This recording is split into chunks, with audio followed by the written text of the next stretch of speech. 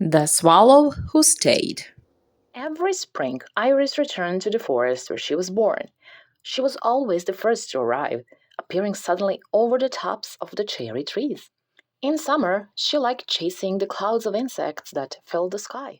At the end of the day, she would look out over the forest from her perch. Ripe red cherries peeked through the leaves. One evening, all the swallows gathered. The wind was telling them something. Winter was coming, and it was time to fly south again. Iris asked the other birds, "What happens to the forest when we leave?" But nobody knew the answer. No swallow had ever stayed long enough to see. "It will soon be winter," said the oldest swallow. "Then I will stay here and wait," said Iris. "I want to see the winter." The other birds tried to convince her to leave, but it was no use. Iris was curious and stubborn. Before he left, the old swallow gave her a necklace with an acorn that sparkled like a ray of sunshine. "For good luck," he said. Iris put it on, and the acorn disappeared between her feathers. Flocks of birds took to the sky, heading south. The days grew shorter, and there weren't as many insects to eat, but Iris didn't mind, because all around her the world was changing color. The weather grew colder, and the leaves turned a brilliant red, like flames flickering among the branches.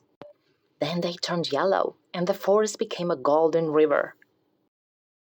One by one, the leaves fell from the trees. Now the forest seemed to be sleeping. Iris flew through the silent skies, and it felt like she was the only bird in the world. One morning, snow began to fall. "Oh, how beautiful!" Iris exclaimed in wonder. She darted happily between the huge snowflakes. Everything turned white, the colors disappeared, and an icy wind began to blow. Cold and tired, Iris settled down at the foot of an enormous tree, closed her eyes, and fell asleep. The acorn necklace slipped out from between her feathers and glittered in the snow. From his den inside the tree, a squirrel named Sam noticed it sparkling. When Iris woke up, she found herself nestled in a bed of feathers and leaves. "Why were you lying in the snow?" asked Sam. "I wanted to see the winter," replied Iris. "Winter is cold, and there's nothing to eat. You should be down south with the other birds," the squirrel said gravely. "Do you want to help me gather the acorns I buried in the fall? I'm sure we'll find a few insects hiding in the ground, too." Every morning, the two friends searched for acorns and insects beneath the snow before heading back to the tree to escape from the cold. It was nice to watch winter from inside Sam's cozy den. Sometimes Iris woke up with a start in the middle of the night, her wings flapping wildly. Then Sam would take out his big book of stories and read to her until she fell back asleep. One clear evening, they went out for a walk. As Iris looked up at the stars, she had a tremendous urge to fly away. But Sam, whiskers frozen in the chilly night air, gently led his friend home. The snow stopped falling just as suddenly as it had begun. Spring had returned.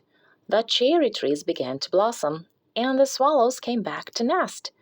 Summer quickly followed with its clouds of insects. Then it was fall again, and Sam had to gather acorns for the coming winter. This time, Iris knew she would join the other birds on the long journey south. The two friends said a tearful goodbye. "It would be wonderful to meet here again in the spring," Iris told Sam. "I'll miss you this winter," Sam replied. The swallows flew off one by one, and the endless blue sky was empty once again. "It is going to be a long winter," thought the squirrel. The following spring, as always, Iris was the first to return to the forest, where she found Sam waiting for her on the highest branch of the flowering cherry tree. She had stayed for winter once and made a friend forever.